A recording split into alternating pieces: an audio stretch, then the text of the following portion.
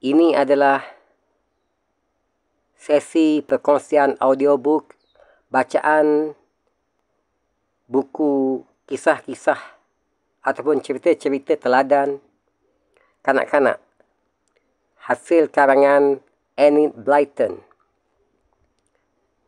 Anak dalam cermin dan cerita-cerita lain.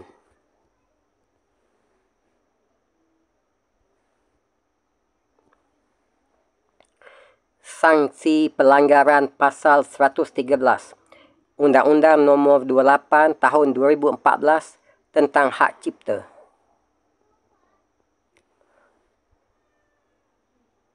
Anak dalam cermin dan cerita-cerita lain oleh Enid Blyton. Ilustrasi oleh Val Biro, penerbit PT Gramedia, Pustaka Utama Jakarta, Kompas Gramedia. Judul asal adalah Dame Topples, Buns and Other Stories by Enid Blyton, copyright 1950, text by Darrell Waters Limited, copyright 1983, illustration by the Hamlin Publishing Group Limited, all rights reserved. Versi terjemahan ke bahasa Indonesia dengan judul Anak dalam Cermin dan Cerita-cerita Lain oleh Enid Blyton 616141017. Hak Cipta Terjemahan Indonesia PT Gramedia Pustaka Utama. Alih bahasa oleh Indri K. Hidayat. Desain sampul marina-design@yahoo.com. Diterbitkan pertama kali oleh penerbit PT Gramedia Pustaka Utama, anggota IKAPI Jakarta 1986. Hak cipta dilindungi oleh undang-undang.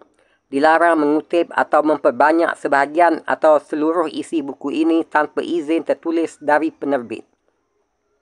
ISBN 978-602-03-2988-8, 192 halaman. Saiz huruf 14 cm. Cetakan ke-12 Juni 2016. Dicetak oleh Percetakan PT Gramedia Jakarta. Isi di luar tanggungjawab percetakan. Daftar isi kandungan. Kuih kismis Bu Topple. Dolly pembuang waktu. Kesalahan Teddy. Karena malas. Anak dalam cermin. Anak yang terbelakang. Gara-gara jinki. Kalau suka berbohong. Cerita teladan untuk kanak-kanak yang ketiga. Kesalahan Teddy. Murid-murid sedang membicarakan perihal Teddy. Minggu depan dia berulang tahun, kata mereka. Aku sih takkan memberinya kado. Hadiah hari jadi, ujar Anne. Dia jahat, judes dan aku tak suka kepadanya. Dia merosakkan bonekaku kemarin.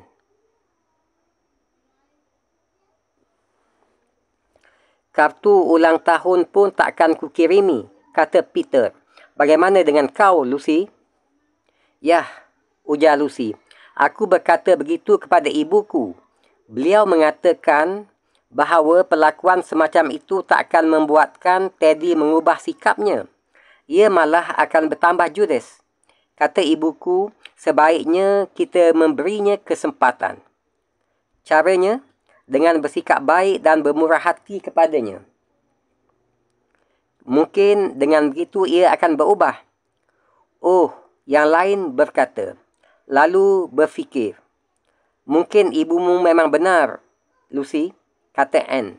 Kalau begitu, akan ku beri dia papan jigsaw yang besar. Jangan. Sebaiknya kita kumpulkan saja wang kita. Lalu kita belikan dua barang yang paling diinginkan Teddy. Lampu senter, lampu suluh, dan sinyal baru buat kereta apinya. Usul Lucy.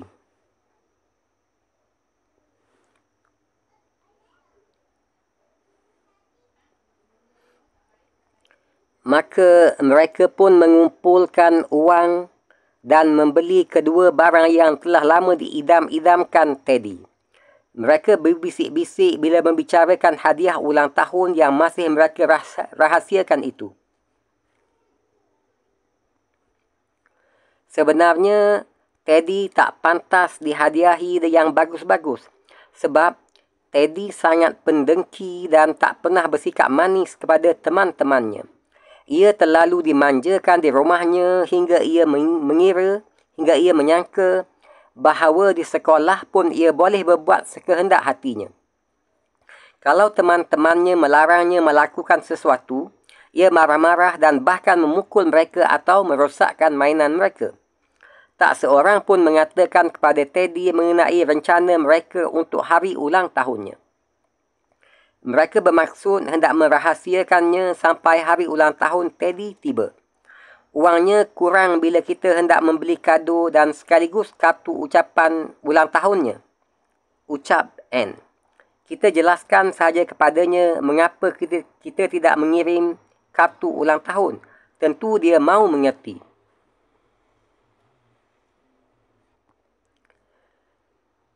Lucy yang bertugas membelikan kado, membawa lampu senter dan sinyal yang akan dihadiahkan kepada Teddy ke sekolah.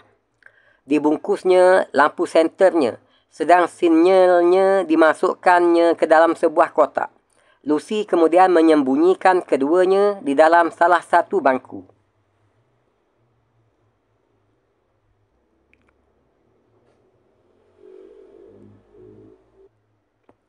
Seminggu itu, Teddy sangat pemarah. Ia khawatir kawan-kawannya takkan memberinya hadiah ulang tahunnya sebab mereka membencinya.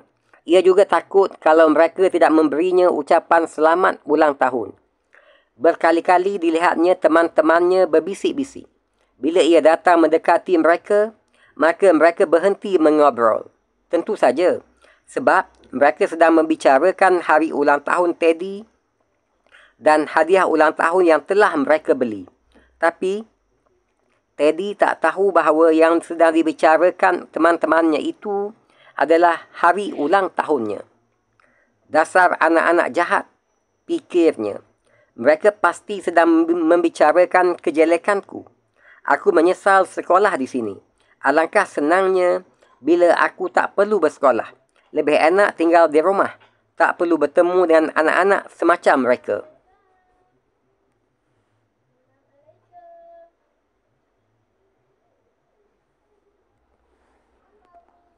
Ketika hari ulang tahun Teddy tiba, tak seorang pun kawannya yang mengirimi kartu ulang tahun. Wang mereka telah habis dipakai membeli lampu senter dan sinyal. Tetapi Teddy tak tahu akan hal ini. Ia datang ke sekolah marah-marah. Kakinya dihentak-hentakkan. Wajahnya memberenguk dan matanya mendelik. Sama sekali tidak seperti anak yang sedang berulang tahun, ujar Bu Guru Brown kaget. Teddy tidak lagi menunggu kawan-kawannya mengucapkan selamat ulang tahun. Keterlaluan, serunya. Tak sebuah kartu ulang tahun pun kalian kirimkan kepadaku. Ibuku mengadakan pesta. Beliau menyuruhku mengundang kalian. Tapi tidak. Aku tak mahu mengundang kalian. Biar aku makan sendiri kuih ulang tahunnya. Tentu saja kawan-kawan Teddy sangat terkejut mendengar tuduhan Teddy yang diucapkannya dengan nada marah. Teddy, ucap Lucy. Sambil beranjak ke bangku tempatnya menyembunyikan hadiah ulang tahun Teddy. Kami punya rahasia. Dan aku tahu kalian merahasiakan sesuatu. Kalian tak mahu memberitahu aku, sahut Teddy marah. Aku tahu kalian menyembunyikan sesuatu di dalam bangku itu. Teddy bergegas mendahului Lucy menuju meja tempat hadiah ulang tahun. Teddy disembunyikan. Lucy tak sempat mencegah Teddy. Teddy membuka tutup laci bangku dengan kasar dan meraih kedua bungkusan yang tersimpan di sana. Dibantingnya bungkusan yang berisi lampu senter, lalu dilemparkannya kotak yang berisi sinnya. Bukan cuma itu, Teddy menghentakkan kakinya di atas bungkusan-bungkusan tadi. Terdengar suara barang pecah. Teman-teman Teddy berteriak, "Oh Teddy, lampu senternya kau pecahkan dan sinyal barunya kau injak-injak.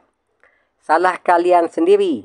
Mengapa kalian mesti merahasiakannya terhadapku?" Teddy berkata ketus. "Apa peduliku dengan lampu senter dan sinyal kalian?" "Oh, Teddy, lampu senter dan sinyal itu untukmu. Hadiah ulang tahun dari kami semua," ujar Lucy berlinangan air mata. "Alangkah jahatnya kau. Kami berniat membuat kejutan buatmu.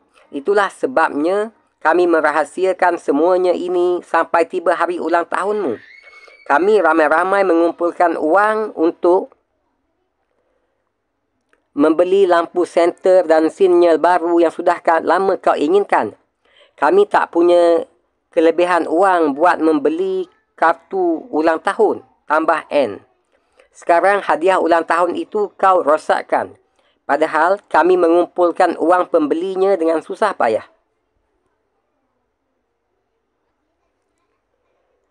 Teddy berdiri diam.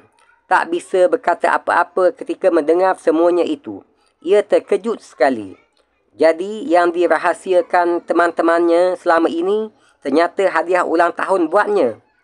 Tiba-tiba ia menangis dan serta-merta berlari meninggalkan ruang kelas. Sambil tetap menangis, ia berlari-lari pulang. "Ibu, di mana ibu, Bu? Oh, Bu, betapa benci rasanya aku kepada diriku sendiri. Aku jahat, sangat jahat. Oh, aku tak mahu ke sekolah lagi," sedunya. Teddy menceritakan semua yang terjadi di sekolah pagi itu. Ibu Teddy pun sangat terkejut. Mengapa Teddy bisa berlaku demikian? Apakah itu akibat ia terlalu dimanjakan? Ibu Teddy mengusap air mata anaknya sambil berbicara tegas. "Kelakuanmu memang jelek sekali, Teddy. Tapi teman-temanmu baik hati dan tidak pelit, tidak kedekut. Kembalilah kau ke sekolah. Katakan kepada mereka bahawa kau menyesal. Minta maaf dan undang mereka semua ke pesta ulang tahunmu nanti sore. Dari tabunganmu, belilah kado untuk masing-masing temanmu. Kalau kau lakukan semuanya itu, tentu perasaan bersalahmu akan berkurang."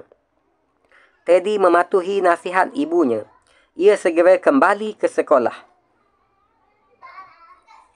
Dimintanya izin pada Bu Guru Brown untuk berbicara sebentar di muka kelas. Bu Guru Brown tahu apa yang terjadi pagi harinya dan beliau mengizinkan Teddy berbicara di muka kelas. "Kawan-kawan, maafkanlah aku," ucap Teddy. "Aku berjanji tidak akan berbuat begitu lagi. Maukah kalian memaafkanku dan hadir pada pesta ulang tahunku nanti sore?" "Tentu," sahut kawan-kawan Teddy. "Selamat ulang tahun, Teddy." Mereka datang ke rumah Teddy. Pestanya meriah dan mengesankan. Teddy mempunyai bungkusan berisi hadiah sederhana untuk setiap temannya. Betapa senangnya hati Teddy ketika menyerahkan hadiah-hadiah itu kepada mereka. Teddy kelihatan sangat bahagia. Lebih enak jadi orang yang baik dan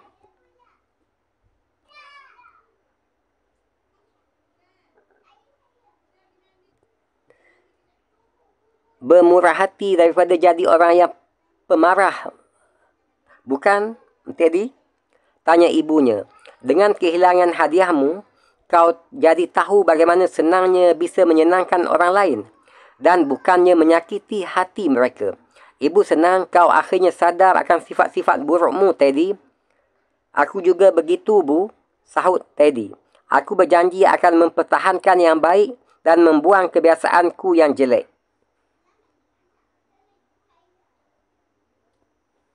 Alhamdulillah, tamat sudah perkongsian cerita teladan untuk kanak-kanak dengan tajuk Kesalahan Teddy. Sehingga berjumpa lagi dalam sesi perkongsian selanjutnya. Satu lagi cerita teladan untuk kanak-kanak dengan tajuknya Karena Malas. Sehingga berjumpa lagi dalam sesi perkongsian selanjutnya. Semoga bermanfaat untuk kita semua. InsyaAllah.